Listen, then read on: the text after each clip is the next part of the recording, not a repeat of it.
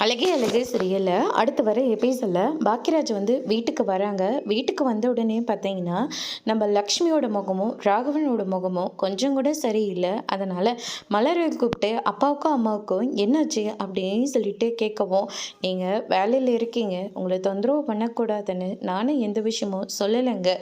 என்ன சொல்கிறேன், மறுபடியும் ஏதாவது பிரச்சனையா, யாராவது கேட்டாங்களா அப்படின்னு சொல்லிட்டு கேட்கவும், யாரும் எதுவும் கேட்கலங்க. ஆனால் மதி நேராக போலீஸ் ஸ்டேஷனுக்கு போயிட்டு மாமாவையும் அத்தையும் விசாரிக்கிறதுக்காக தங்கராஜ் அண்ணன் வந்து கூட்டிகிட்டு போனார் அப்படின்ற மாதிரியே சொல்லிடுறாங்க. நீ என்னம்மா சொல்கிற? ஆமாங்க, மதி போயிட்டு சுரேஷ் மேலே கம்ப்ளைண்ட் கொடுத்துருக்கு போல இருக்குது. அதனால் அத்தையும் மாமாவையும் கூப்பிட்டு விசாரிச்சிருக்காங்க.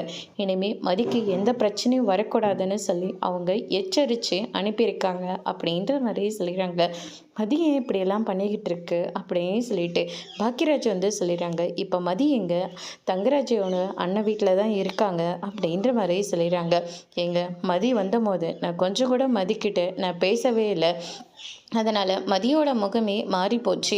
அவங்க என்ன தான் பேசியிருந்தாலும் அவ கூட நான் கொஞ்ச நாள் பழகிட்டேன். அதனால் நான் அவளை பார்க்கணுன்னு ஆசைப்பட்றேங்க. என்னை அங்கே கூட்டிகிட்டு போகிறீங்களா அப்படின்னு சொல்லிட்டு கேட்கவும், இது என்ன கேள்வி மலரு, வா போகலாம் அப்படின்னு சொல்லிட்டு நேராக நம்ம ரேவதியோட வீட்டுக்கு போகிறாங்க. அங்கே மதி இருக்காங்க. மதி ரொம்பவே வருத்தத்தோடு இருக்காங்க. அதுக்கு அடுத்ததாக என்னை மன்னிச்சிடுங்க, ஏதோ ஒரு கோவத்தில் அப்படி பேசிட்டேன் அப்படின்ற மாதிரியும் சொல்லிடுறாங்க. அதோடு இன்னைக்கான பிரம்ம முடிச்சிருக்காங்க.